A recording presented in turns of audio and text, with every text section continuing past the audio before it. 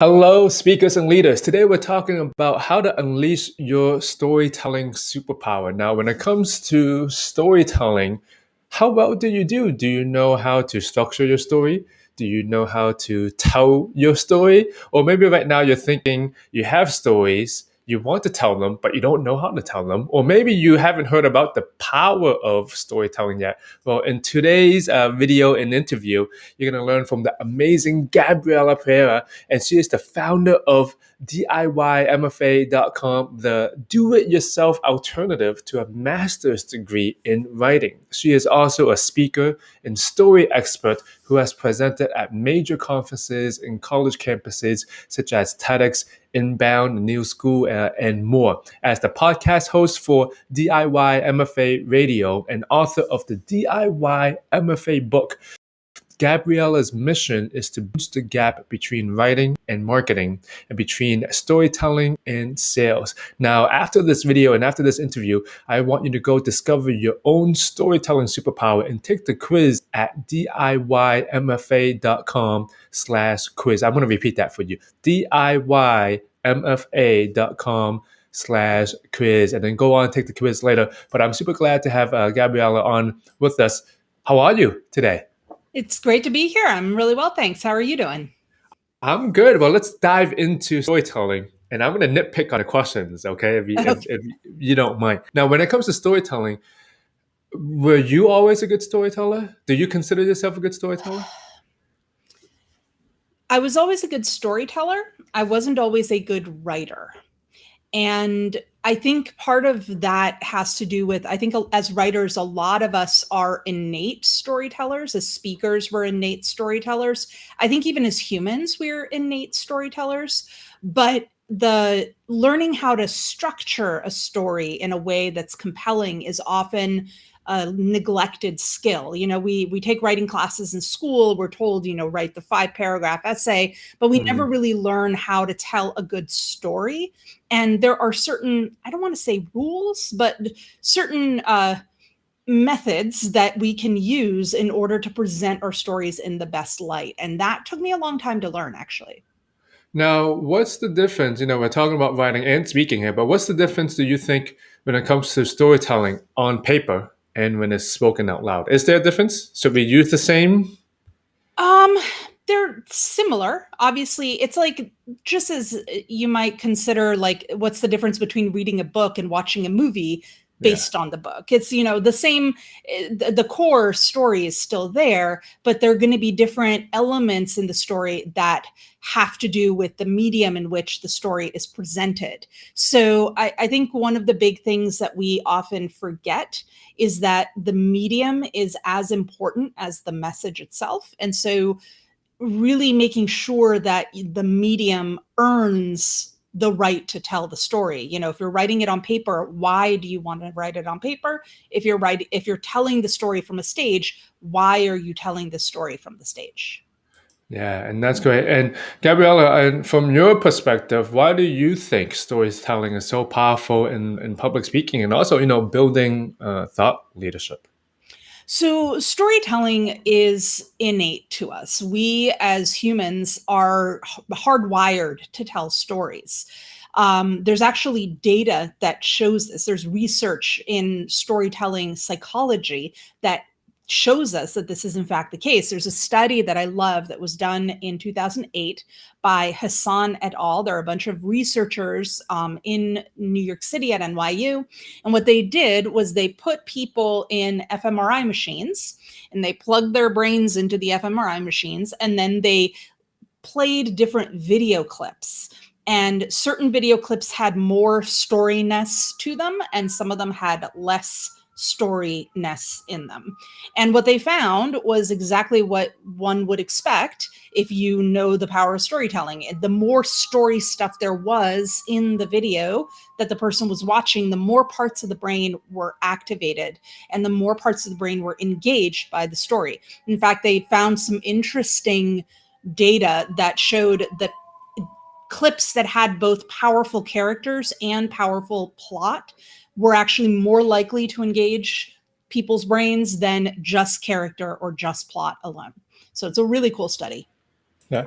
But now, when it comes to storytelling, Gabriel, I want to ask, what about people in business environments when they have to, let's say, present to executives or as high stakes?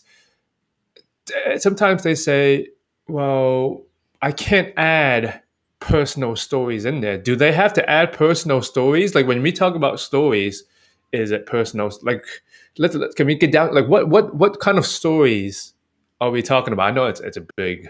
Yeah. So when I'm thinking about how I want, like when I'm on stage and I'm presenting something, the message is always the first thing that comes to mind, right? So like the first thing I ask myself is like, what's the point? Why am I even giving this speech? So if you're presenting something and the point is to make a sale and it's a sales conversation, that should be the driving sort of theme, right? Like that's the goal.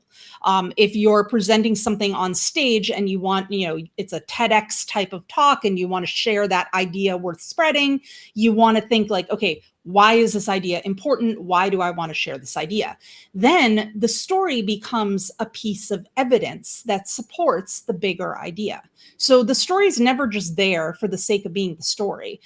Storytelling is cool. Don't get me wrong. I love writing. I write fiction. I love helping writers write fiction. But when we're using stories for the power of convincing people, when we're using stories as a tool for influence, that story needs to serve the purpose. So you start with what the purpose is, and then you reverse engineer what is the story that helps accomplish that end goal.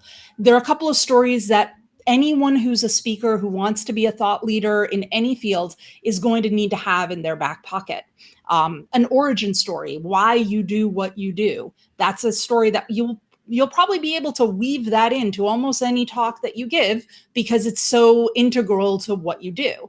Other stories that often will come into play are stories like turning point stories, that moment in your life where you thought you were going one way and then you went in a different way. And these stories don't have to also be about you. They could be about people you know. They could be about events that happen. They could even be what if stories, stories that get people thinking like, what would it be like if the world was this way, but it's really this other way?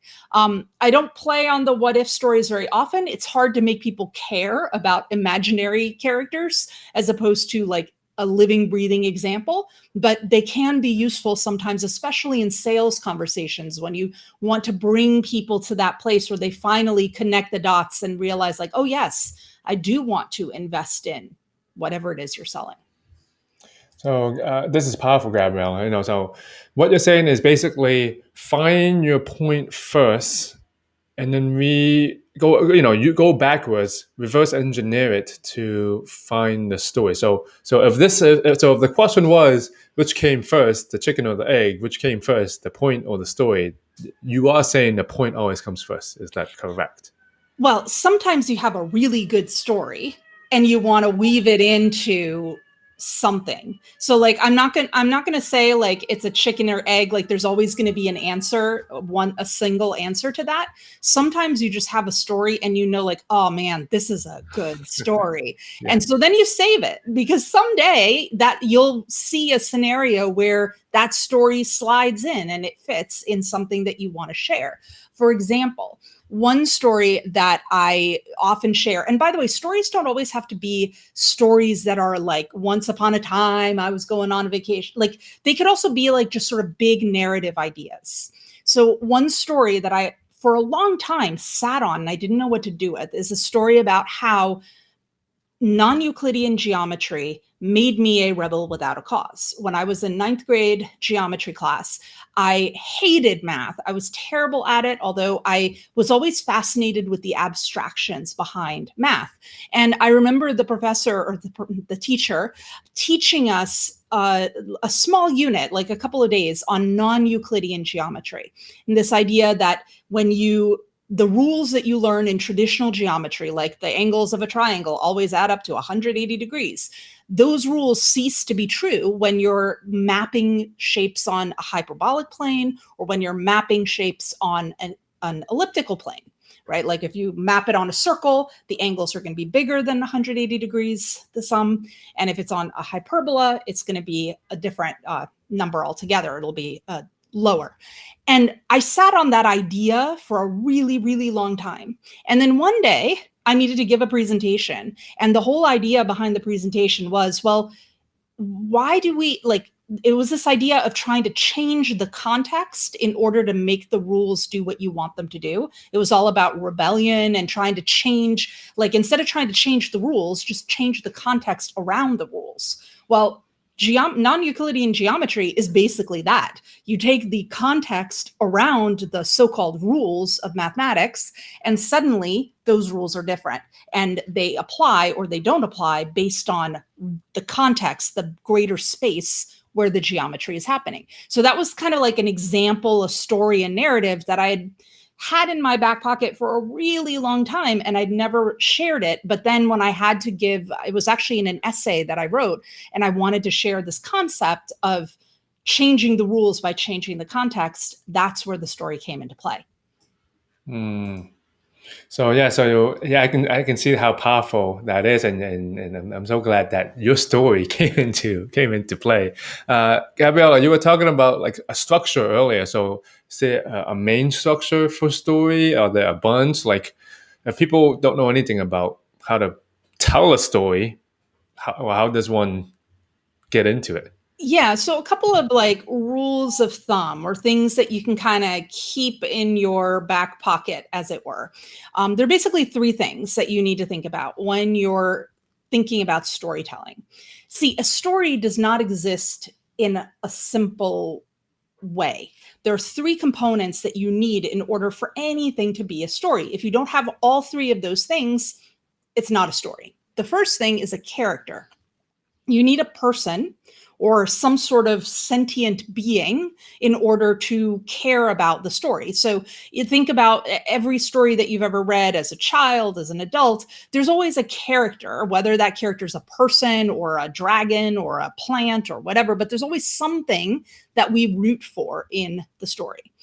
And that makes the story feel personal. It makes it feel like it matters, not just on a big global level, but also matters on a unique individual level. The second thing you need to think about with your story is the world. Where is the story taking place? The world, when it comes to storytelling on the page, is part of what immerses the reader into what they call the narrative dream. John Gardner talked about how story was like creating a fictive dream.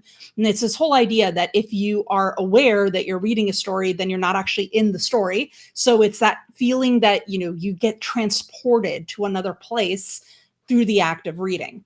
The same thing is true when you're speaking on stage or when you're speaking in a sales conversation or any sort of like a marketing presentation, what have you. When you tell a story, you want your audience to feel like they are there in the moment.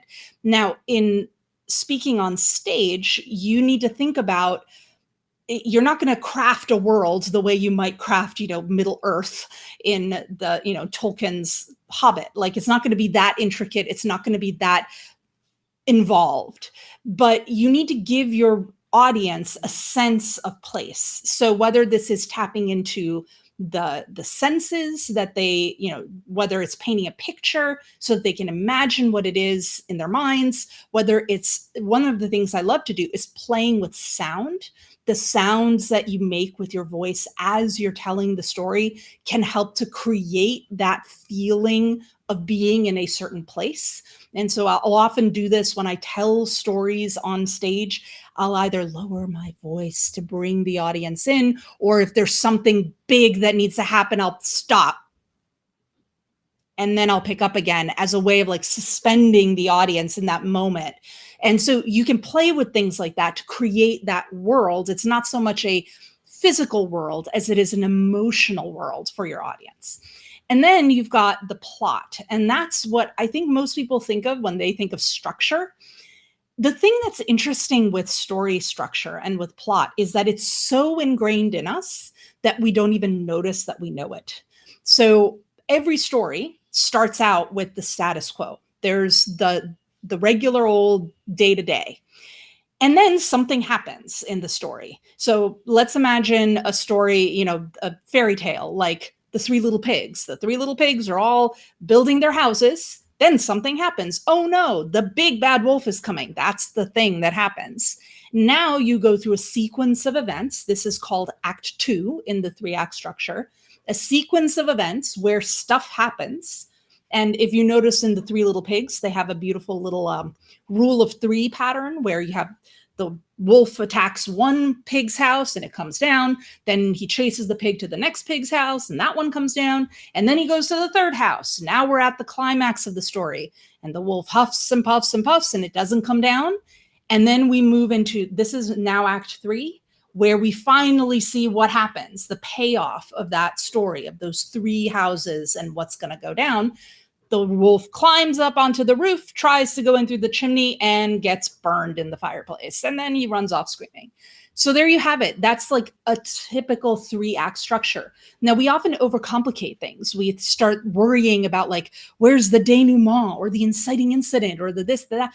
We know what those things are because we feel it. We as humans, that is hardwired into us already. So we need to just trust that when we're telling a story, we're already tapping into those elements.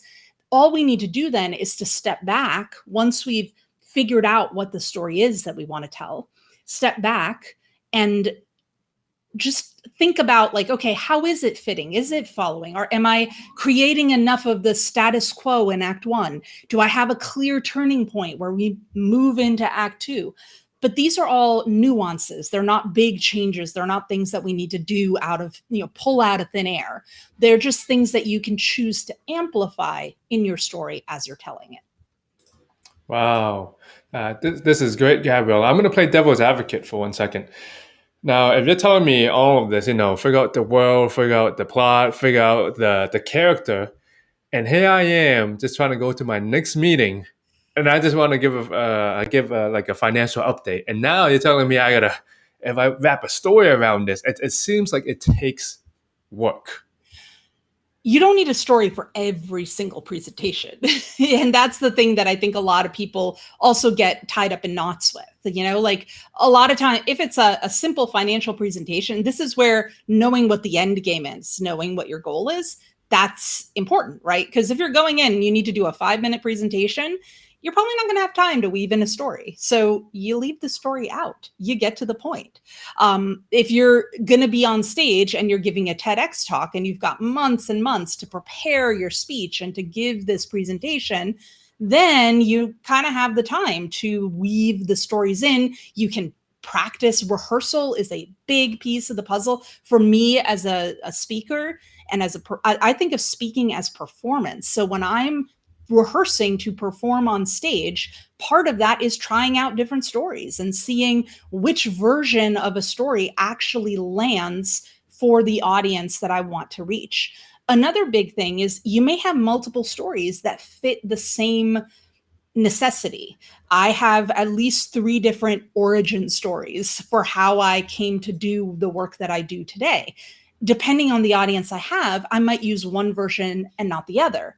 So you want to start collecting some of these stories. One of my mentors and dearest friends, Alexia Vernon, she always says, like, you want to have at least 10 stories in your back pocket before you present anything. And these stories, you've already got them in your repertoire because you've lived a life. Like if you've been alive for any number of years, 18, 20 plus years, you have stories that you can draw from. And so you have those already in your repertoire. You practice and you rehearse telling those stories. And then when the moment comes, you can easily pull one story and not the other. You could even improvise if you needed to in a presentation, depending on what the audience needs from you in that moment. Now this is great. You were, I think, mentioning, like different type of stories, and I know, there are different types of speakers. So how does, storytelling relates with if there are different kind of speakers as well? Yes, absolutely. Yeah. But there's certain stories that will always serve you well. Like whenever I tell writers, when I work with writers, the how did you get published story, you need to have that story. Like you're going to get asked that at every book signing. Like someone's going to ask, how did you get published? You need to have that story ready. The story of where the idea came for the book you just wrote, even if you don't remember exactly where the idea came from, you need to create a story around that because your audience is going to want to know where this story idea came from. Maybe it didn't come from a specific event, but it came from something going on in your life at the time or what have you, but you need to have a story to answer that question. And then of course the origin story or the turning point stories, those are ones that just about anyone who's in any sort of thought leadership position in the world is going to have a use for stories like that. So having a couple of those stories in your back pocket as well is a good idea. Wow, you gave us a lot to think about those stories, like the origin story, all these different kind of stories, and the three part story arc too. Gabriela, if people want to keep on connecting with you, where is the best place to go online, social media? Where's the best place to keep on following you? So the best place to connect with me is at DIYMFA.com. If you enjoy getting newsletters, I highly recommend hopping on our newsletter. I write one essay every month, and then a team member of mine writes one essay every month. But it's probably like the way that we love connecting with people most is with the newsletter. Right now, I'm actually working on a project, a long-term project. It's been already like 4 months or 6 months, and it's going to keep going at least for another year, where I'm mapping out the process of storytelling and how theme parks work and sort of this intersection between experience and storytelling, which is just one of my nerdy obsessions. So if you're interested in that kind of thing and you want to go do a deep dive with me, that's where to do it. And then, of course, Kit also mentioned the Storytelling Superpower quiz. That's a quiz that will tell you what archetype of speaker or writer you are or storyteller you are. And there's a whole methodology behind how we developed this quiz and also sort of where the archetypes come from. And there's information on that. If you go to the quiz page, you'll find information on all those other things as well. That sounds super fascinating, both your long-term project and the quiz as well. Gabrielle, I want to say thank you for coming on with us today. And for the people that's watching live or the replay of this, thank you for tuning in. Before we leave for the day, any last words about storytelling you want to leave people with? Just do it. Like, have fun, like get out there, tell your stories, and don't be afraid to flop. Like, I often learn that the best way to know if a story works or doesn't work is to just tell it. And then you figure it out pretty quickly if that story works or doesn't. So practice in front of people, rehearse in front of people, and get a sense for which stories are landing and which stories maybe you just let those alone. And that's how you get better. Yes. Well, Gabriela, I want to say thank you once again for joining us today. And everyone, I hope you take care. Thank you, everyone.